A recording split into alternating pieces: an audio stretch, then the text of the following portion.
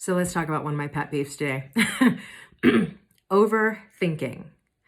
Overthinking will, I know so many people think that fear is the thing that gets people stuck, right? The fear of failure, the fear of success. I write a lot of books about fear. You can check them out at overcomingfearbooks.com. But it really isn't fear. I mean, fear is a part of it, but it's really not fear that keeps most people stuck in ruts. You know what keeps most people stuck in ruts? Overthinking.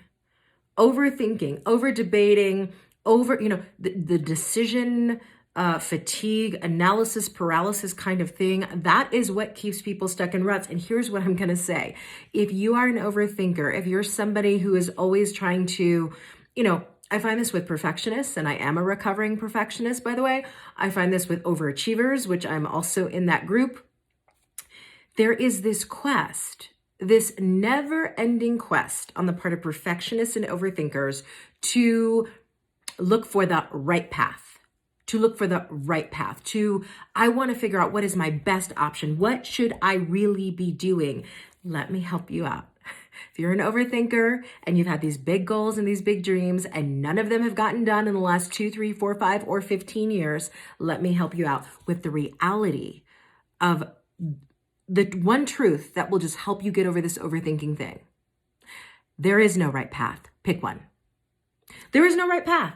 Pick one. Literally. I mean, here's the thing. Life is so much like the movie Sliding Doors. I've watched glimpses of that movie, but I get the gist of it. If you haven't watched glimpses of Sliding Doors, just watch glimpses of it to see what I'm about to talk about. The reason there is no right path is very simple. We are complex human beings. We are souls that have lived lifetime after lifetime. And the reality of this situation at the end of the day is that we could take any number of pathways or journeys in life and fulfill our soul's mission. And there are at least like 1 million ways we could do that. 1 million in one lifetime. So if there are 1 million ways that you could fulfill your soul's mission in one lifetime, how could there ever be a right path? There isn't a right path. Now, there are wrong paths. I will say that. There are directions that you take your life in, you just tank it. So that fear is kind of well-founded, but the reality is you can come back from most of those. And the reality is that it's not about finding the perfect path. It's not even about finding the right path. It's about picking a path. And when you pick a path, trust me, if it is the wrong path, you will take a few steps and you'll be like, ooh, and then you'll take a few more steps. You're like, this doesn't feel right. And then you will veer, if you listen to your own inner knowing, to a different path, and you'll keep trying paths until you find the right one. Now, a lot of people are going to say, I don't have why am I going to waste my life on the wrong path? Why can't I just figure out what the right path is so I can get on it? You didn't come here to be perfect. I hate to break it to all of us perfectionists.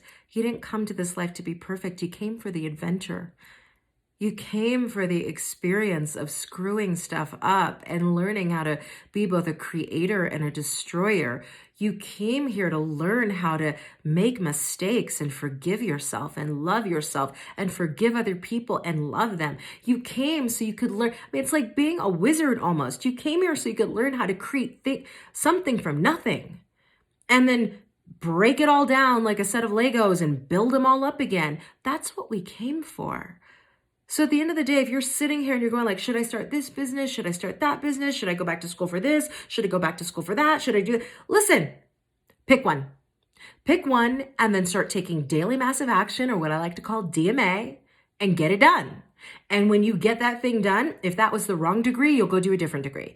If that was the wrong business, you will start a new business. If that was the wrong relationship, you will get into a different relationship.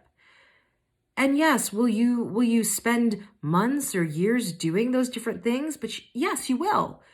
But none of the time is wasted because you needed every experience. You needed every holy encounter. You needed every relationship. You needed every degree to learn more about the power of who you are. And you're not going to shortcut that process by trying to get to the right path. In fact, you will prolong your destiny by sitting on a fence, not making a decision, and saying, I don't know what to do. I don't know what to do.